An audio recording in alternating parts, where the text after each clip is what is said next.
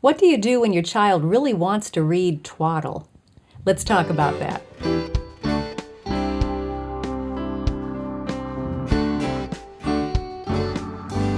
Welcome to the Simply Charlotte Mason podcast. I'm Sonia Schaefer.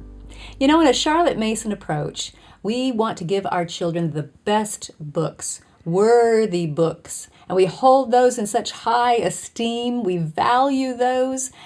But what do you do if your child says, "No, I like the twaddle instead"?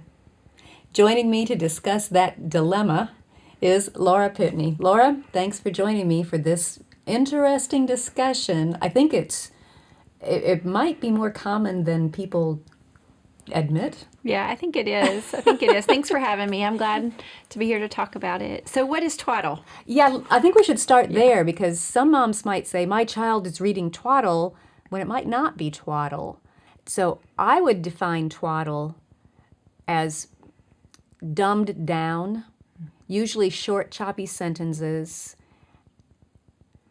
But I think there's two aspects we need to discuss here, all right?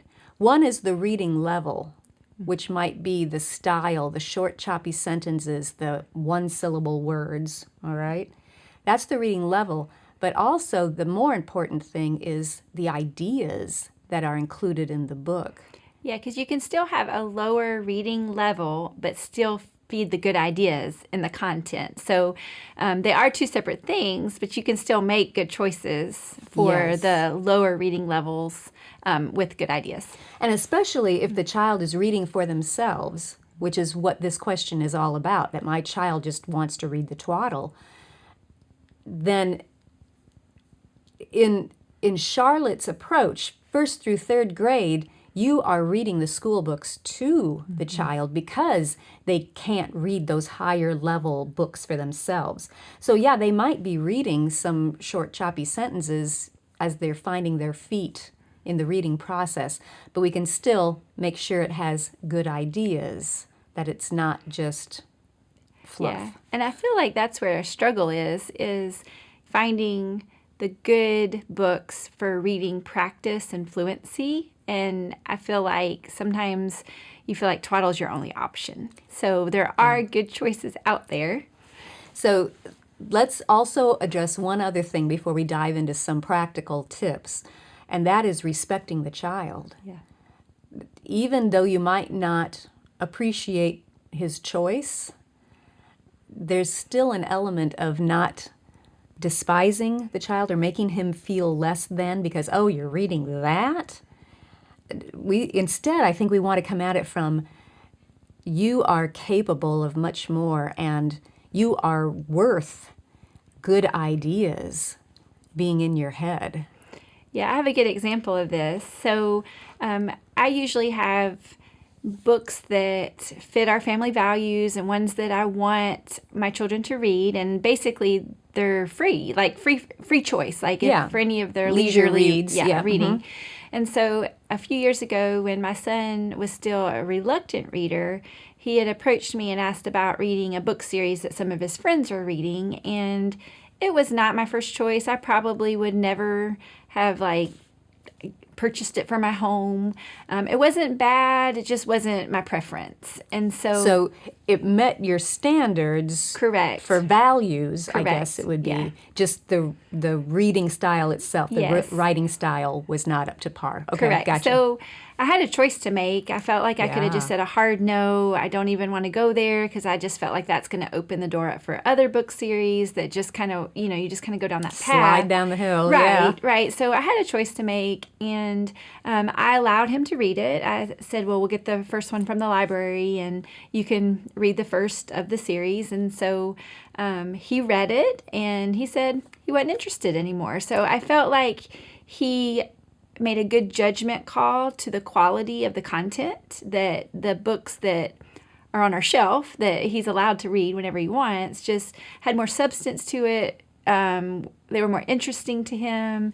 But I felt like it was a victory for me that he made that decision on his own, that there's better choices to make. But I also understand that he kind of was interested in it because he thought it would be an easy read for him just because he wasn't a confident reader yet. So I felt like it kind of answered both those things. He was able to read it, which gave him confidence, but then he also learned that there were better choices. That's wonderful. And I think it's important to realize that it's a gradual process of cultivating that child's tastes. You know, if the child has not had the background of you reading good books to them or being exposed to these great books, then yeah, they're going to probably gravitate toward the twaddle. So it's going to be a gradual process of cultivating taste or a gradual transition, I think. Yeah, so what do we do when there's, say, outside influences that bring the books in? So maybe a birthday present from a friend or hand-me-downs from a relative, and the kids are so excited about these books they're being given, but you're just like, oh, those aren't my favorite. Yeah, or, inside I don't you really cringe. Want, Yeah. So what do we do with that? What does that look like? Okay, some practical ideas. One possibility is to choose the worthy books for schoolwork. Absolutely. And especially if you're reading those aloud. And by the way, Yep. a little challenge maybe is we can all work on our reading aloud skills. Yeah, so true. So Because true. the way a book is read can Yeah. affect whether a child enjoys it or not. Right. So Yep. set that aside. We can stick with the worthy books for schoolwork, but have leisure reads in a basket or in a stack. These are the ones that you're allowed to read outside of school time. And just as we talk about cultivating the tastes, you know, you wouldn't give your child all sweets and desserts and sugar and candy, Even though that's what they want. even though that's what they want. So in your leisure read basket, it doesn't have to be all twaddle. But if there's a book or two that you've been given or that the child finds at the library or a friend recommends, you know, you could throw in a couple of those, but have the rest of them be good leisure read books as Yeah. well. Does that make sense? It does. And I think that it's a great idea to make sure you're putting books in that basket that you not only approve of, but are interesting to the child. Yes. I think that will help them want to read them if it's the right genre of interest. Well, and it's the same for us. Yeah. I mean, I get book recommendations all the time that are on an adult level, and some of them look really interesting to me. So I put those on my wish list, you know? And other ones, it's like, oh, thanks. I appreciate the recommendation. Yeah. You know? It just doesn't interest me. Yeah. The topic is not one I would really go for.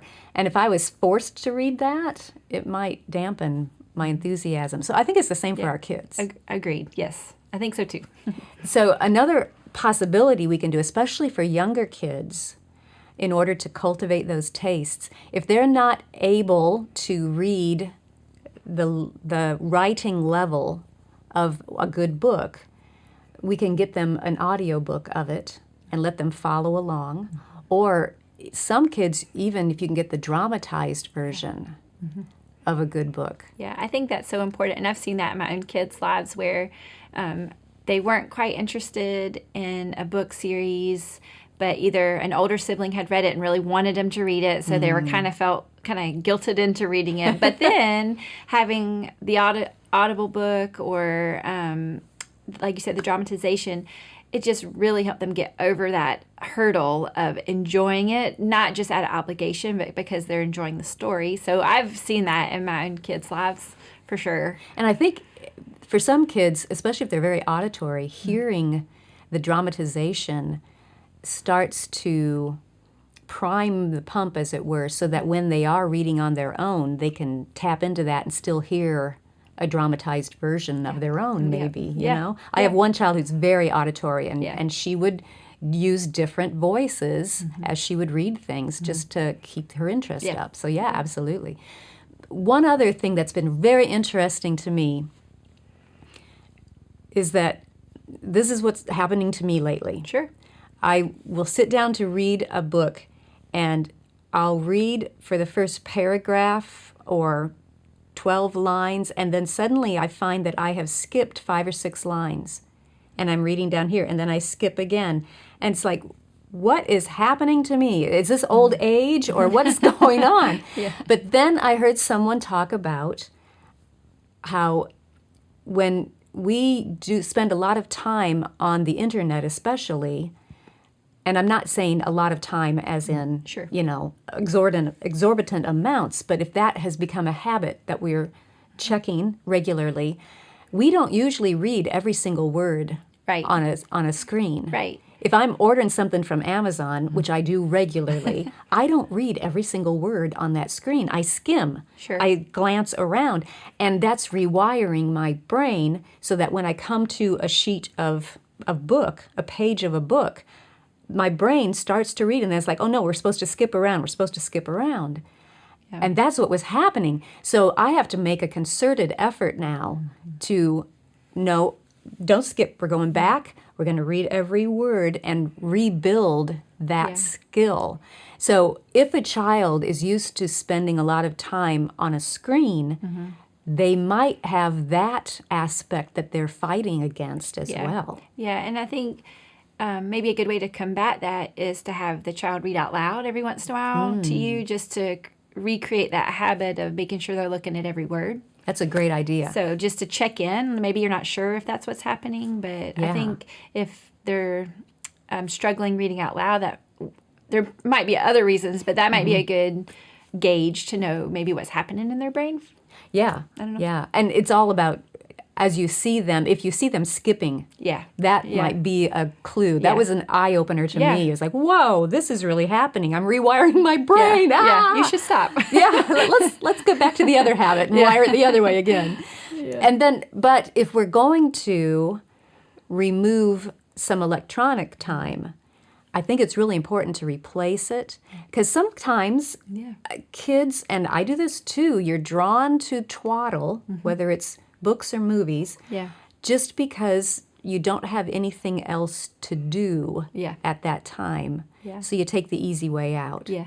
So if we can introduce other occupations, hobby ideas, and Maybe not, it doesn't have to be reading. It may be, yeah, like Right. you're saying, different activities. And that brings up a good point that whether we want to accept it or not, our kids are watching us. So, it's kind of like what we do in our downtime or our off the clock time is still an example to them. So whether we're doing twaddle books or magazines or what we would say light reading or shows or whatever it is, I mean, we just need to consider that because it is an example to our children. So if we're choosing good and worthy things to do with our time, hopefully that's what they'll choose to do too. But for children, we need to make sure they have the options. So I know years ago, whenever the kids finished with their school and their chores, I didn't just give them